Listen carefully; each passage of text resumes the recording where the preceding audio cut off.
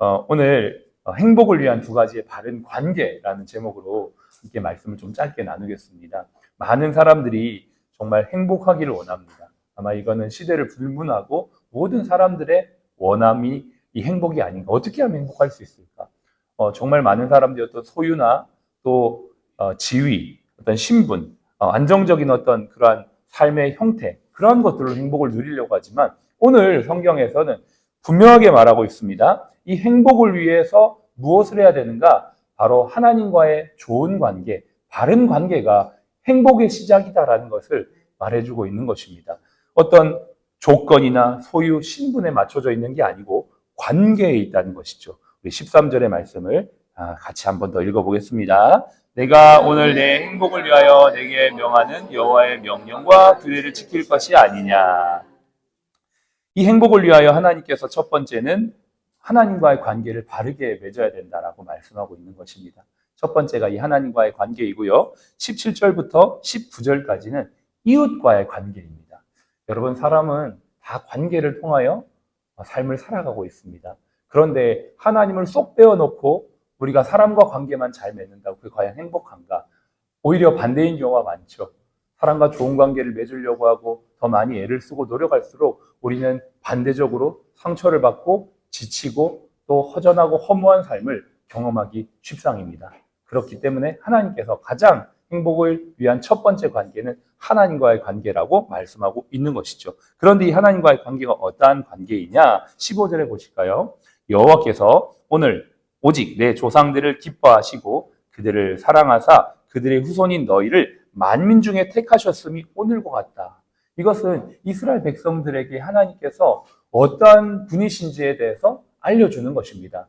세상을 창조하신 하나님, 그 하나님께서 우리를 택하셔서 우리를 하나님의 자녀로 삼으신 그러한 하나님이 바로 우리 하나님이라는 것을 우리에게 말씀하시는 것입니다.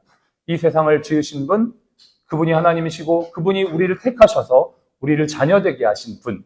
그런데 이 사실을, 이 은혜를 잊어버리고 망각하고 살아가면 관계가 소원해지고 관계가 형식화되어지니까 이것이 바로 곧 행복이 아닌 불행으로 가는 것이니까 하나님과의 관계를 새롭게 하기 위해서 무엇을 하라고 하셨냐면 16절을 같이 읽겠습니다. 그러므로 너희는 마음의 할례를 행하고 다시는 목을 곧게 하지 말라. 이 마음의 할례라는 표현은 성경 여러 군데 나오는데요. 공식적으로 여기에서 처음 나옵니다. 마음의 할례. 무엇입니까? 우리가 육체의 할례는 잘 알고 계시죠. 하나님의 백성으로서의 육체의 어떤 표시를 내는 것인데 이것처럼 우리 마음을, 굳어진 마음을, 어떠한 굳어진 마음입니까? 하나님이 세상을 창조하셨고 우리를 택하셨고 우리를 하나님 자녀 삼아주셨다는 이 놀라운 은혜를 우리가 너무나 당연하게 생각하는 것을 날마다 잘라내야 된다는 겁니다. 날마다 새롭게 해야 된다는 겁니다. 하나님이 나를 택하신 거에 대한 은혜를 기뻐하고 감사하고 그것을 날마다 새롭게 하여 하나님과의 관계가 사랑과 경애와 또 존중과 그분의 모든 말씀을 순종하는 가운데 나아가는 것이 행복의 첫 번째 비결이라는 것을 우리에게 말씀해주고 있는 것입니다. 오늘 우리가 읽었던 12절부터 22절은 크게 두 파트입니다. 12절부터 16절까지가 한 파트. 하나님과의 관계, 하나님 우리를 택하셨고 우리는 하나님의 자녀고 그걸 당연하게 여기지 말고 날마다 우리의 마음에 할례를 행하여 하나님의 은혜를 감사하며 그분의 말씀을 순종하며 살아가는 것. 이게 첫 번째 행복의 비결이다. 이렇게 하나님을 관계 맺는 사람들이 어떻게 이제는 해야 되는가? 사람과의 관계를 잘 맺는 것이 두 번째 행복의 비결이라고 17절로 19절을 말하고 있는 것입니다. 우리 17절부터 보실까요? 하나님이 어떠한 분인가 설명합니다. 너희 하나님 여호와는 신 가운데 신이며 주 가운데 주시고 크고 능하시며 두려우신 하나님이시라. 사람을 외모로 보지 아니하시며 뇌물 받지 아니하시고. 성경은 항상 보이지 않는 하나님과 보이는 사람과의 관계를 설정해 놓고 그 관계 안에서 어떻게 해야 될지를 정확하게 말씀해 주고 있습니다. 근데 왜 그렇게 기독교는 하나님 사랑, 이웃 사랑을 동등하게 여기고 있는가? 보이지 않는 하나님을 보이는 사람과의 관계 속에서 믿음을 투영해내는 것이 기독교이기 때문에 그렇습니다. 우리가 하나님을 섬긴다고 하면서 하나님을 사랑한다고 하면서 관계를 소홀히 하거나 우리의 어떤 관계나 시스템을 하나님의 공의와 정의가 아닌 잘못된 세속적 시스템으로 만들어가는 건 하나님 사랑의 관점이 아니라는 걸 말해주고 있는 것입니다. 그러면 우리가 하나님 정말 사랑한다면 우리가 이제 하반기에 우리가 정말 또 집중해야 될 것은 사람과의 관계, 동료와의 관계, 시스템을 잘 세팅하고 사람들을 외모로 보지 아니하고 공의와 정직으로, 여기에선 나그네와 이방인이라고 표현하고 있지만 이것을 확대하면 모든 이웃이죠. 조금 더 줄이자면 우리 병원에 오신 모든 환우분들입니다. 우리와 관계 맺고 있는 거래처나 또 우리와 함께하고 있는 다른 업체들을 다 포함하는 개념입니다. 이들과의 관계를 정의롭고 공의롭게, 그리고 이렇게 할 수 있는 시스템을 세팅하는 것이 하나님을 사랑하고 이웃을 사랑하는 사람들의 모습의 관계이고, 이것을 통해 진짜 행복, 근데 여기에서 말하는 행복은 해피니스가 아니고 샬롬을 의미합니다. 성경에서 말하는 행복은 하나님과 이웃과의 온전한 관계 가운데 이루어지는 평화. 그래서 예수님께서 화평케 하는 자는 복이 있나니, 즉 피스메이커는 복이 있나니 그들이 하나님의 아들이라 일컬음 받으실 것이요. 우리가 하나님 택함 받은 백성 아니겠습니까? 우리가 하나님을 정말 사랑한다면 그 하나님을 사랑하는 관계 안에서 모든 관계의 시스템을 세팅해 나아가는 것이 우리에게 중요한 하나님 나라를 이루는 책무라는 것을 하나님은 이 말씀을 통해 말씀해 주시는 것입니다.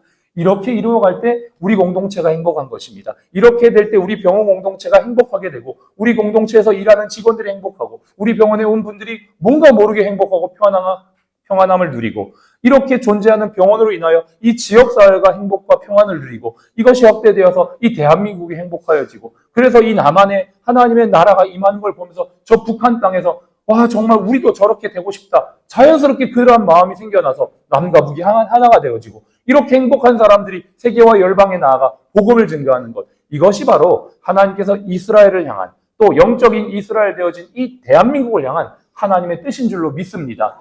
우리가 너무나 기도해야 될 것은 너무나 명확합니다. 이 두 개의 축을 굳건하게 잡고 하나님 정말 진정성 있게 이러한 삶을 우리의 일터 공동체 안에서 이루어갈 수 있도록 주님 우리 동력자들을 축복하여 주시고, 세우신 우리 병원장님과 우리 리더십들을 축복하여 주시고, 우리 모든 직원 선교의 한 사람 한 사람이 말과 삶과 일로서 하나님을 나타내어 행복한 삶을 살아내고 행복한 삶을 보여줄 수 있는, 그래서 우리 병원에 오는 직원들마다, 우리 병원에 오는 환우들마다 정말 그 행복의 주체이신 예수 그리스도를 만나는 하나님 아름다운 공동체가 되게 해달라고 기도하는 것, 이것이 바로 오늘의 기도의 제목이고 이 나라와 교회와 민족을 향한 기도의 제목인 줄로 믿습니다.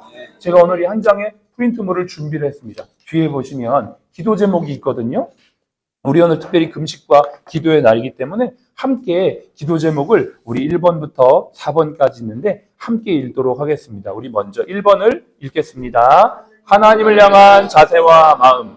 하나님 아버지, 주님의 모든 말씀은 우리의 참된 행복을 위한 은혜임을 온전히 깨닫게 하옵소서. 택하신 은혜에 대한 감사를 잃어버린 우리 마음을 할례하여 주시고, 목이 곧은 마음이 날마다 말씀 앞에 겸손하게 하옵소서. 그리하여 삶과 일터의 자리에서 형식적인 매너리즘을 벗어버리고 온 마음을 다해 하나님을 경외하고 사랑하는 일하는 예배자로 서게 하옵소서. 아멘. 2번입니다. 이웃을 향한 자세와 마음. 외모로 사람을 취하지 않으시고 가장 연약한 나그네를 사랑하시는 공의롭고 따뜻한 하나님의 성품을 우리 삶에 부어주옵소서. 치유의 현장인 병원과 우리의 일터에서 만나는 지친 환우들과 동료들을 단순한 업무의 대상이나 조건으로 판단하지 않게 하시고 나그네 같은 우리를 품어주신 그리스도의 긍휼로 환대하게 하옵소서. 하나님 앞에서 이웃을 대하는 이 진실한 믿음의 사람들을 통해 하나님의 형상이 삶과 일터에 드러나게 하소서. 아멘. 3번입니다. 사명 실천을 위한 그릇의 준비와 때를 따라 돕는 은혜를 구하는 기도. 하나님, 우리가 결단한 하나님 사랑과 이웃 사랑이 관념에 머물지 않고 우리의 사역과 삶의 현장에서 구체적으로 실현되기를 소망합니다. 이 거룩한 비전을 구현할 하드웨어인 공간과 건물들이 주님의 선하신 섭리 가운데 가장 합당하게 예비되게 하옵소서. 또한 무엇보다 이 사명을 함께 품고 나아갈 소프트웨어인 헌신된 믿음의 사람들, 귀한 동력자들이 든든히 세워지게 하옵소서. 이 모든 과정을 주님께 의탁하오니 필요한 모든 자원과 환경들을 때를 따라 돕는 은혜로 넉넉히 채워주셔서 생명을 살리고 회복시키는 사명에 우리 공동체를 사용하여 주옵소서. 마지막입니다. 한국교회와 민족을 위한 기도. 한국교회가 말씀을 가지고 주께 나아와 하나님 사랑, 이웃 사랑을 더욱 실천하는 거룩한 공동체로 세워지게 하옵소서. 세상 속에서 진리의 말씀을 바르게 선포하고 삶으로 실천해내며 영혼을 구원하는 전도와 선교의 역사가 멈추지 않게 하옵소서. 또한 다음 세대에게 십자가 복음이 온전히 전수되어 굳건한 믿음의 세대 계승이 이루게 하시고 한반도의 복음 통일을 주셔서 열방을 섬기고 축복하는 거룩한 대한민국이 되게 하옵소서. 아멘.